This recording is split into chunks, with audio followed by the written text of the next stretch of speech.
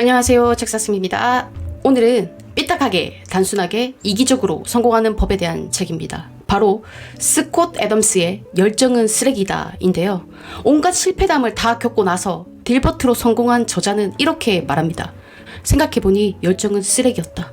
확실히 저자는 열정이 아닌 이걸 가지고 있었기에 마침내 성공할 수 있었습니다. 저도 가지고 있고 여러분들도 가지고 있는 바로 이것. 사람이라면 누구든 다 가지고 있는 이것으로 말입니다. 오늘의 책 핵심 내용 바로 시작해 보겠습니다. 좋아요, 구독은 저에게 큰 힘이 됩니다. 고맙습니다. 여러분, 초입부에 제가 열정은 쓰레기라고 했잖아요. 조금 더 구체적으로 저자는 이렇게 이야기합니다. 잘 풀리는 일에 열정적이기는 쉽다. 나는 벤처 사업을 수십 가지쯤 해봤다. 새로운 사업을 시작할 때마다 나는 흥분했고 열정적이었다. 하지만 대부분은 잘 풀리지 않았고 실패할 때마다 나의 열정은 서서히 줄어들었다. 하지만 잘 풀린 경우도 몇 번 있었는데 그때마다 나는 열광의 흥분 상태에 놓이고는 했다. 돌이켜보면 딜버트는 그런대로 잘 풀렸던 다른 사업들과 마찬가지로 내가 열정을 바칠만 했던 게 맞다. 하지만 객관적으로 말해서 나의 열정은 성공 여부에 달려 있었다. 다시 말해서 열정이 성공을 이끄는 게 아니다. 성공의 열정을 이끈다. 그러므로 성공하고 싶다면 열정 따위는 잊어버려라. 필요한 것은 열정이 아니라 에너지다. 에너지가 충분해야 주어진 과제를 잘 풀어갈 수 있다. 열정은 쓰레기에 불과하다. 네, 바로 에너지입니다. 여러분, 저자는 열정이 아닌 바로 에너지로 우리가 성공할 수 있다고 이야기하는데요. 에너지? 네, 맞습니다. 우리는 적당한 에너지만 있으면, 정확하게 말하면 에너지만 관리를 잘 한다면 성공에 가까워질 수 있습니다. 바로 시작해 볼게요. 첫 번째, 에너지 관리하기. 그런데 우리는 많은 것들을 원한다. 건강, 경제적 자유, 성취감, 사교생활, 가족 간의 시간, 사랑, 섹스, 여가, 여행, 기타 등등. 그런데 이처럼 많은 것을 바랄 때 가장 큰 문제는 하나를 추구하게 되면 다른 것들을 추구할 시간이 없어진다는 점이다. 그러므로 최상의 결과를 내기 위해서는 제한된 시간을 효율적으로 활용하는 법을 알아야 한다. 개인적인 에너지를 최대화하는 것은 미친 사람처럼 흥분하거나 카페인을 과다 섭취하듯 굴거나 방방 뛰라는 의미가 아니다. 우리에게 필요한 에너지는 차분하고 집중된 에너지다. 개인적인 에너지를 최대로 끌어올린다는 것은 제대로 먹고 운동하고 불필요하게 스트레스를 받지 않고 충분히 자는 등 당연한 일들을 한다는 의미이다. 그리고 동시에 인생에서 내게 활기를 불어넣는 뭔가를 갖는다는 의미이다. 멍청이가 되지 마라. 사람들 앞에서 멍청한 짓을 하면 에너지가 낭비된다. 사람들을 완전히 열받게 하고도 잠시 성공할 수는 있겠지만 이건 전혀 생산적인 방식이라고 할 수 없다. 내키는 대로 행동한다거나 솔직한 것이 최선이다라고 생각하며 나쁜 행동들을 정당화하려고 한다면 이는 개인적인 에너지가 지닌 힘을 부정하는 것이다.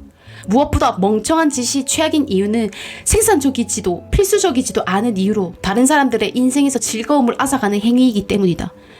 사람이라면 누구나 살면서 몇 번쯤 멍청한 짓을 한 적이 있을 것이다. 멍청한 짓의 목록. 늘 자기 자신에게로 화제를 돌린다. 대화를 장악하려고 한다. 잘난 척한다. 남을 속이고 거짓말을 한다. 아무리 작은 일이라도 다른 사람들이 하는 제안에는 동의하지 않는다. 잔인한 말을 정직함으로 정당화한다. 사회적 정의를 비뚤어진 의미로 사용하며 간단한 호의도 베풀지 않으려고 한다. 인사를 건네거나 눈을 마주치는 등의 생활 예절을 거부한다. 사람들이 멍청하게 행동하는 이유는 그렇게 하면 기분이 좋아져서일 것이다. 중독적인 쾌감을 주는 모양이다. 멍청하게 굴면 잠깐 기분이 좋을 수는 있겠지만 그렇게 행동하는 사람이 장기적으로 잘 될 리가 없다. 살만 깎아먹는 꼴이다. 결국 고립될 수밖에 없기 때문이다. 그러니 잘 생각해보라. 최적화와 단순화. 나는 단순화에 목숨을 거는 반면 나의 아내인 셸리는 최적화를 신봉하는 사람이다. 나와 셸리는 오늘 저녁 집에서 30분 거리에 위치한 레스토랑에서 간단히 저녁을 먹고 극장에서 영화를 보기로 했다. 우리는 목적지로 가는 길에 친구들을 태울 것이고 레스토랑에 도착한 뒤 극장까지는 걸어가기로 했다. 주차하기도 쉽고 퇴근 시간도 아니다. 우리는 제때 레스토랑에 도착해 저녁을 즐길 수 있을 것이다. 여기까지는 단순화를 좋아하는 나의 계획이다. 셸리가 집에 돌아오면 그녀의 최적화 기술을 사용하여 내 계획에서 몇 가지를 변경하려고 할 것이다. 그녀가 변경한 대로 잘 되기만 한다면 우리의 저녁 시간은 내 예상보다 훌륭하고 또 생산적이게 될 것이다. 그렇기만 한다면 오늘 저녁 셸리는 아마도 집에서 나가기 전에 급한 일들을 처리하려고 할 것이다. 그래서 우리가 조금 늦게 출발하게 될 것이다. 셸리는 또 자기 차를 타고 가려 할 것이다. 셸리의 차에는 기름이 없고 그래서 가는 길에 기름을 넣어야 한다. 내일 아침을 위해 미리 기름을 넣어두고 싶기 때문이다.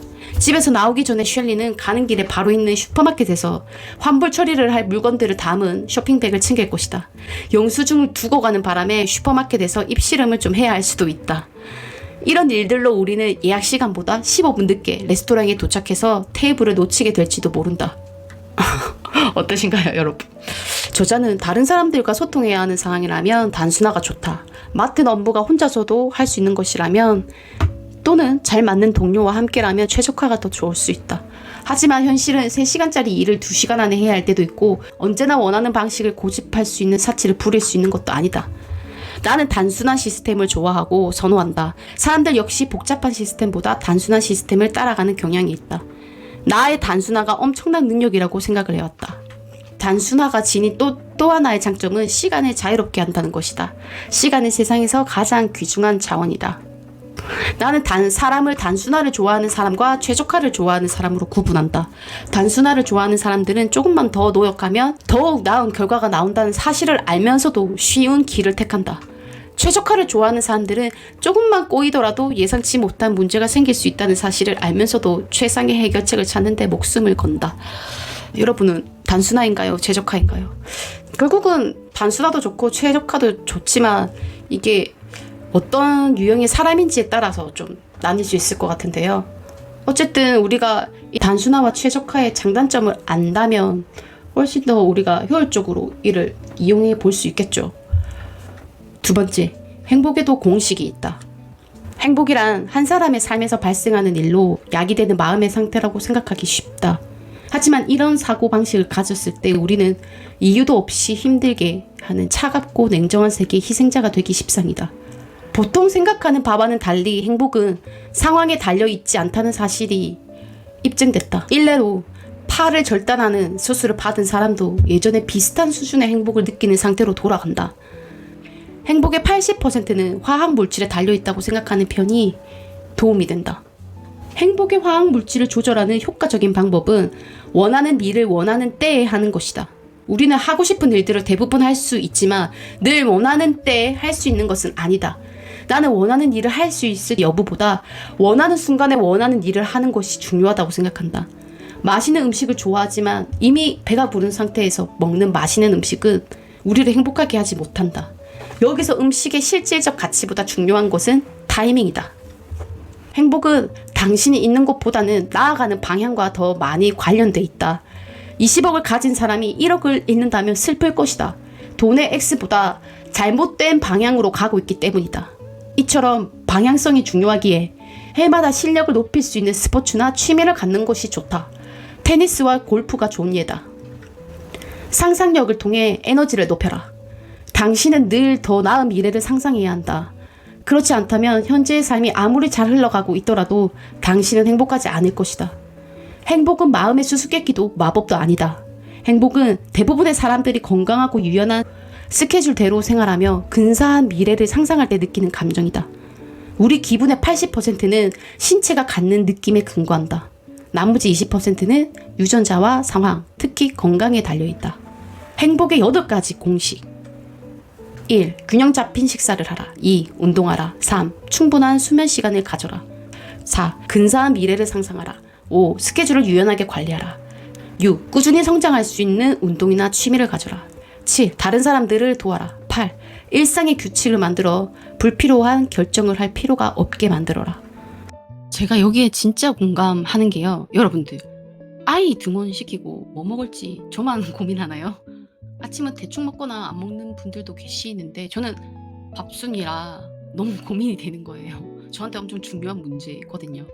요리하기도 싫고 그렇다고 매일 사 먹기도 싫고. 그래서 제가 제일 먼저 한 건 리스트 작성이었어요. 제가 가장 손쉽게 먹을 수 있는 음식들 위주로 3, 4개 정했고요. 이렇게만 딱 정해놔도 아침 뭐 먹지 고민하느라 아침부터 에너지 소모 안 해도 되거든요. 저는 주로 빵, 요거트, 계란 사과, 바나나 견과류, 박탄 커피 이렇게 그때그때 집에 있는 대로 돌아가면서 먹고 있습니다. 이렇게만 해도 아침 고민하느라 에너지 소모 안 해도 되고 자연스레 해야 할 일에 더 에너지를 쏟게 되고 자연스럽게 그냥 선순환을 이룹니다. 아니 근데 생각을 하고 살아라던데요? 하시는 분들 계실 거예요. 맞아요. 생각은 하셔야 되는데 이렇게 쓸데없는 그리고 반복적인 고민, 생각을 하느라 우리의 아까운 에너지를 쏟는 건 어딘지 아깝지 않으신가요? 그리고 저는 아침에는 거의 핸드폰 사용을 하지 않고 저의 집중 시간이 지난 이후에야 핸드폰을 확인하는 편인데요. 이게 해보니 진짜 좋은 거예요. 근데 처음에는 몰랐어요. 제가 SNS나 쇼츠 몇 개 본다고 해서 내 에너지가 그렇게 많이 사용되겠어? 했는데 핸드폰을 안 보고 아무 자극이 없는 상태에서 업무를 해보니 훨씬 집중도도 높았고요. 또 집중하는 시간도 늘었어요. 그래서 업무 집중 시간 전에는 핸드폰을 보지 않기라는 새로운 일상의 규칙도 정했죠. 꼭 한번 해보시길 권유드립니다. 세 번째, 성공하기 위해 익혀야 할 기술 목록. 당신이 새로운 기술을 습득할 때마다 성공 가능성은 2배가 된다. 적당히 잘함과 적당히 잘함을 더하는 게 탁월하게 잘함보다 훨씬 낫다. 성공하려면 한 가지를 탁월하게 잘하는 것보다 2가지를 잘하는 편이 훨씬 더 낫다. 성공하기 위해 익혀야 할 기술 목록. 사람들 앞에서 말하기, 심리학, 업무를 위한 글쓰기, 회계, 디자인, 화술, 자신감, 제2외국어, 골프, 정확한 문법, 설득력, 결단력, 에너지, 광기, 테크놀로지 활용, 적절한 발성. 이 목록에 있는 것을 하나라도 완벽하게 잘해야 하는 것은 아니다. 다만 대부분 적당히 잘하기만 해도 행운이 따를 가능성이 커진다는 것만 알아두라. 자, 오늘 내용을 조금 정리를 하자면요. 첫 번째, 필요한 것은 열정이 아닌 에너지 관리다. 두 번째, 행복에도 공식이 있다. 세 번째, 당신이 새로운 기술을 습득할 때마다 성공 가능성은 2배가 된다. 저도 이 책을 읽다 보니 예전부터 공부하고 싶었던 심리학 공부를 다시 하고 싶어서 심리학 책을 몇 권 주문해둔 상태입니다. 같이 공부할 내용 있으면 영상 제작해 보도록 하겠습니다. 오늘 내용이 조금이라도 도움이 되셨다. 구독, 좋아요 눌러주시고요. 저는 또 한 주 열심히 육아하고 열심히 일하고 열심히 책 읽고 그렇게 다음 주에 우리 구독자님들 찾아뵙겠습니다. 안녕히 계세요. 슝.